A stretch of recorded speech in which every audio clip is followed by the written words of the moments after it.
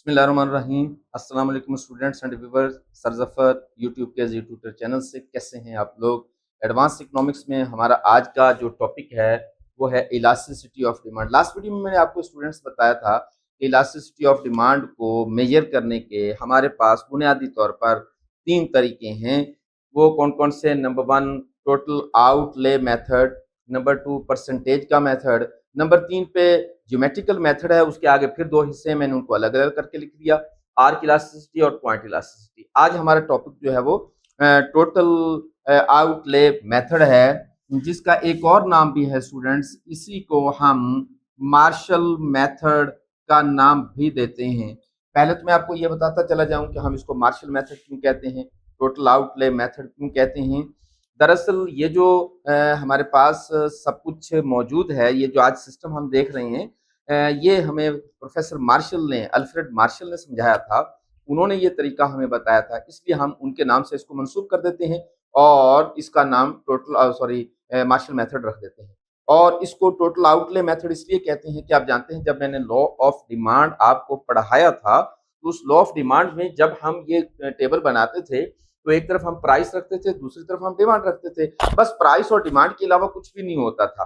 अब प्राइस और डिमांड के साथ आज तीसरे कॉलम का यानी कि एक्सपेंसेस का इजाफा हो गया, इसलिए हम इसको टोटल आउटले यानी कि total expenses method, outlay equal to expenses. तो अच्छा, हम इसके बाद में एक वीडियो, बड़ी इंपॉर्टेंट वीडियो जारी करूंगा, उसमें ये बताऊंगा कि यहाँ तो हम एक्सपेंस कौन करता है? कस्टमर करता है। लेकिन ये कस्टमर का तो हमने जायजा ले लिया, मार्केट का भी जायजा लेंगे हम इसी मेथड पर अगले वीडियो में इंशाल्लाह ताला अज़ीज़ हम देखेंगे। तो चलें स्टार्ट करते हैं। स्टूडेंट, हमें यहाँ अपने इस टेबल में तीन हिस्से मैंने बना लिए। पहले हिस्से में हम कहते हैं कि किसी चीज की कीमत जो है वो 20 रुपए है, उस वक्त उसकी डिमांड 100 है। तो 20 रुपए कीमत पर 100 यूनिट्स परचेज कर रहे हैं लोग, तो टोटल एक्सपेंसेस जो है वो 2000 हो जाएंगे। किसी एक आदमी की हम अगर बात कर लेते हैं, तो अगर कोई आदमी 20 रुपए का एक यूनिट है, 100 यूनिट खरीदता है, तो उसके एक्सपेंसेस जो है वो 2000 हो जाएंगे। अब मार्शल कहते हैं कि जब किसी चीज की कीमत में कमी आ जाए, लामहला डिमांड में इजाफा हो जाएगा। लॉ ऑफ डिमांड हमारा ये बता रहा है हमें। तो जब किसी चीज की कीमत 20 रुपए से कम होकर 10 रुपए हो गई, तो डेफिनेटली हमारी उस चीज की डिमांड में इजाफा होना, जो कि हो भी रहा है। 10 रुपए कीमत जैसे ही हुई तो डिमांड 100 से बढ़कर 200 हो गई, लॉ ऑफ डिमांड अप्लाई हो गया। लेकिन यहाँ प्रॉब्लम ये आता है, मार्शल कहते हैं कि भाई ठीक है, डिमांड में तो इजाफा हो गया, बट आपने साथ साथ में उस कंज्यूमर के, उस कस्टमर के एक्सपेंसेस का भी तो जायजा लेना है ना। उसके एक्सपेंसेस पर क्या फर्क पड़ा? तो हमने देखा कि कीमतें कम होने के बावजूद डिमांड बढ़ गई। फिर भी जब कीमतें ये थी, तो 2000 एक्सपेंसेस थे, कीमत कम होके भी एक्सपेंसेस 2000 ही। अब हम अगर नंबर नेक्स्ट पे जायजा लें, फिर वही मैंने डाटा लिखा, 20 रुपए पर है, ये मैंने समझा कि कस्टमर नंबर 1 है। अब इसको कस्टमर नंबर 2 कह लें हम, तो ये कस्टमर 20 रुपए की चीज है, 100 यूनिट्स खरीद रहा है, इसका खर्चा भी 2000 है। जैसे ही कीमतें कम, अब जानते हैं कि जब किसी चीज की कीमतें कम होती हैं, तो इसका मतलब ये तो नहीं है ना कि वो चीजें मेरे लिए सस्ती हो गई और आपके लिए सस्ती नहीं हुई। अगर मेरे लिए सस्ती हुई है तो आपके लिए भी सस्ती हुई है, सारे मुआशरे के लिए सस्ती हुई है, तो सारी मुल्क के लिए ही सस्ती हो जाती है ना वो चीज। तो ये कस्टमर, अगर मैं इसको कह दूं एक लम्हे के लिए, ये कस्टमर नंबर ए है, ये बी है, ये सी है, तो तीनों कस्टमर्स जो हैं, तीनों कस्टमर्स के लिए चीजें सस्ती हो गई हैं। तो जब ए का रवैया क्या है, चीज तो सस्ती हुई, उसकी डिमांड में इजाफा हुआ, बट उसके टोटल एक्सपेंसेस में कुछ चेंज नहीं है। पहले भी 2000, अब भी 2000।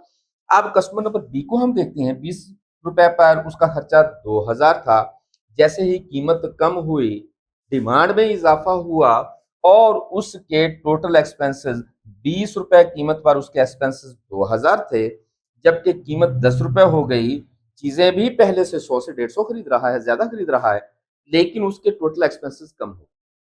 और तीसरे का रवैया क्या है, 20 रुपए पर ये भी 10 यूनिट खरीद रहा है, इसका खर्चा भी 2000 था। जैसे ही कीमत कम हो गई, इसकी भी डिमांड में इजाफा हुआ, और इसकी डिमांड में इजाफा होने से इसका टोटल एक्सपेंसेस 20 रुपए पर, तो टोटल एक्सपेंसेस इसके 2000 थे, लेकिन 10 रुपए कीमत पर इसके एक्सपेंसेस कितने हो गए?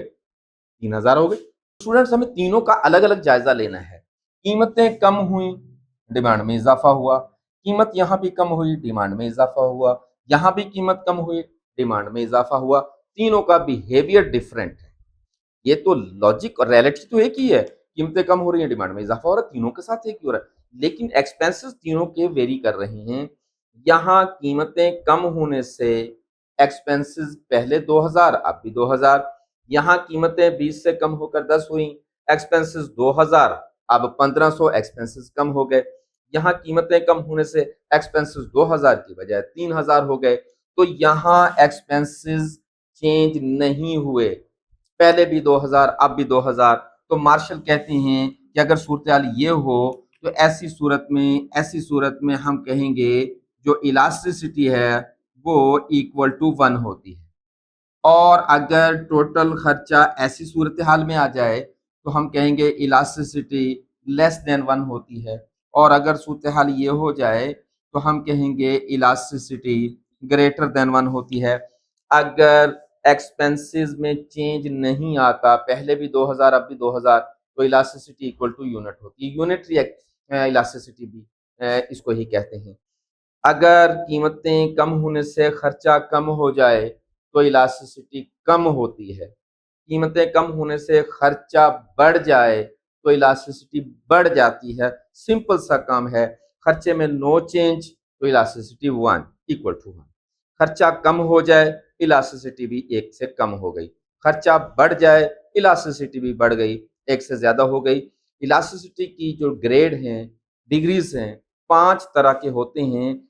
या तो इलास्टिसिटी यूनिटरी होगी इक्वल टू 1, ये हालात, या फिर इलास्टिसिटी ज्यादा होगी ये हालात, या फिर 1 से कम होगी ये हालात। आमतौर पर तो ये 3 ही होते हैं, लेकिन ऐसा भी हो सकता है कि इलास्टिसिटी इन्फिनिटी में चली जाए, इलास्टिसिटी 0 भी हो सकती है।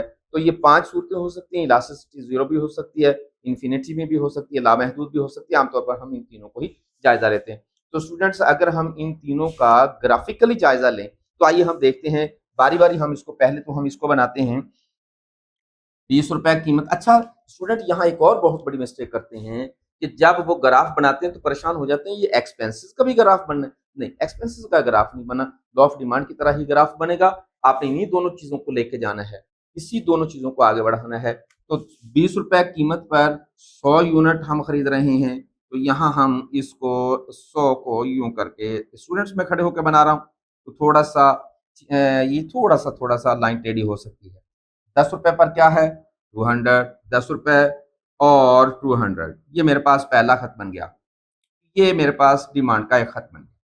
अब हम यहाँ पहले पहले मैं सारे खत बनाऊंगा। अब यहाँ चलते हैं 20 पर कितना है स्टूडेंट्स, 10 है 20 पर, तो यहाँ हम फिर वही करेंगे, 20 पर 100 है, सॉरी, और 10 पर कितना है 150, 10 पर 150, 150 कहाँ है, यहाँ कहीं दरमियान में होगा ना, क्योंकि मेरे पास तो 150 का डाटा नहीं है। मैं यहाँ से आप चले गए ये, और फिर उसके बाद फिर हम इस पे चले गए। 20 पर कितना है स्टूडेंट्स, 20 पर है 100, और 10 पर कितना है 300।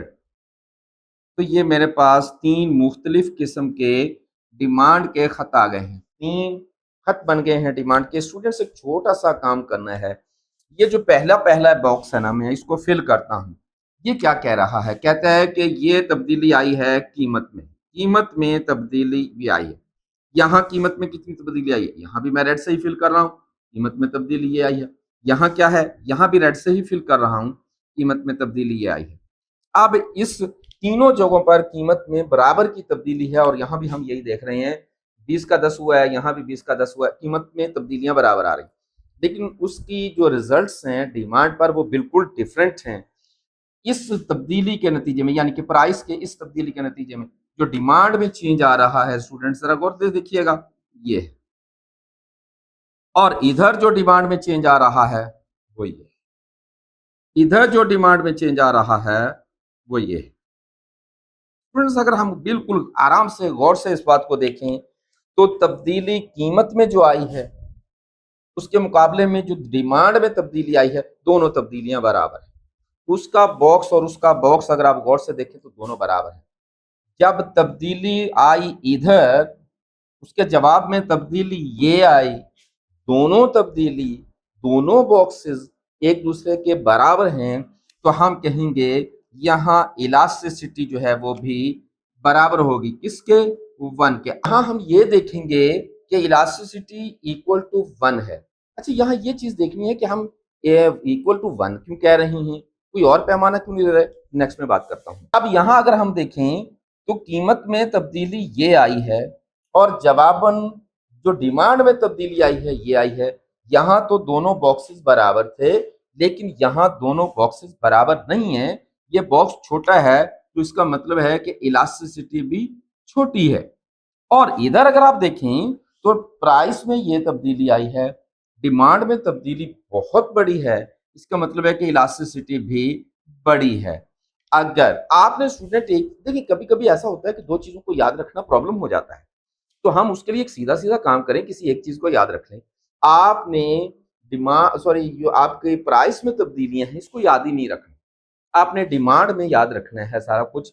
अगर डिमांड में होने वाली तब्दीली इसके बराबर है, इलास्टिसिटी इक्वल टू 1 होगी। ये तब्दीली छोटी है, इलास्टिसिटी छोटी होगी। ये तब्दीली बड़ी है, इलास्टिसिटी बड़ी होगी। बस सिंपल सा काम है, इस बात को याद रखा करें, बॉक्सेस को चेक कर लें। अब स्टूडेंट्स मैं आपको ये बता दूं कि मैं ये क्यों कह रहा हूं equal to 1, less than 1, greater than 1। तो भाई देखिए, दुनिया में किसी भी चीज को नापने तोलने के लिए हमने कोई ना कोई पैमाना बना रखा होता है, कोई ना कोई स्केल बना रखा होता है। यही सूरत यहाँ भी है, हम किसी न किसी सूरत में उसका कोई ना कोई पैमाना बना देते हैं। मिसाल के तौर पर अगर आप टेम्परेचर चेक करना चाहें, बुखार चेक करना चाहें, तो हम क्या कहते हैं, हम कहते हैं कि 102 डिग्री पर बुखार है। इसी तरीके से अगर आप कोई कपड़ा खरीदना चाहें तो हम क्या कहते हैं, मुझे 4 गज कपड़ा दे दिया जाए। अगर हम फासला तय करना चाहते हैं तो हमने कहा मैंने 10 किलोमीटर फासला तय किया। अगर हम किसी वजन को देखते हैं तो हम कहते हैं कि 2 किलो वजन है। इसी तरीके से दुनिया की हर चीज को तोलने, नापने, गिनने का कोई ना कोई स्केल और पैमाना मौजूद होता है। तो इलास्टिसिटी को हम किलो में तो नाप नहीं सकते, हम ये तो नहीं कह सकते कि इस चीज की इलास्टिसिटी 5 किलो है, ये तो नहीं कह सकते इस चीज की इलास्टिसिटी 2 गज है, ये तो नहीं कह सकते कि इसकी इलास्टिसिटी जो है वो कोई कोई पैमाना होना चाहिए। अब उस पैमाने के लिए हम 1 का स्केल ले लेते हैं। बस आप इसको 1 को 1 ना समझें, बल्कि एक स्केल समझें, ये एक यूनिट है नापने का।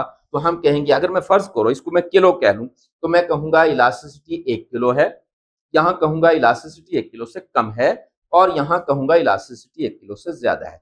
तो मैं किसी भी चीज को नापने के लिए कोई स्केल इस्तेमाल करूंगा, उसे हम यूनिट का 1 का नाम देते हैं। दरअसल ये 1 1 2 3 4 वाला 1 नहीं है, बल्कि ये एक स्केल है, ये एक साइन है इसको नापने का। और जाहिर है कि हम किसी न किसी तरीके से ही नापेंगे। हम कहेंगे इलास्टिसिटी ये है, या कहेंगे इलास्टिसिटी भाई नीचे आ गई, या कहेंगे इलास्टिसिटी ऊपर चली गई। दो चीजें और भी होती हैं, इलास्टिसिटी 0 भी हो सकती है और इलास्टिसिटी इन्फिनिटी में भी जा सकती है। बस ये छोटी छोटी दो चीजें थी। तो स्टूडेंट, आज मुझे लगता है कि वीडियो मेरी थोड़ी सी लंबी हो गई है, तो ये दरअसल टॉपिक भी काफी बड़ा था। तो हम नेक्स्ट में इंशाअल्लाह ताला अज़ीज़ इसको देखेंगे। अच्छा, मैं नेक्स्ट में आपको बताऊंगा कि इसका ताल्लुक जो है वो टोटल एक्सपेंसेस का ताल्लुक उससे क्या है, टोटल रेवेन्यू से। इंशाअल्लाह ताला अज़ीज़ छोटी सी वीडियो होगी हमारी वो, तो याद रखिएगा, देखते रहिएगा हमारे चैनल को। हमारा एक चैनल मोटिवेशन का है, जी मोटिवेशन से, उस पर भी जाया करें आप काइंडली। जाने से पहले सब्सक्राइब, शेयर, लाइक करें। अपना बहुत सारा ख्याल रखिएगा, कमेंट्स जरूर भेजा करें, प्रॉब्लम हो शेयर किया करें। अपना बहुत सारा ख्याल रखिएगा। बस।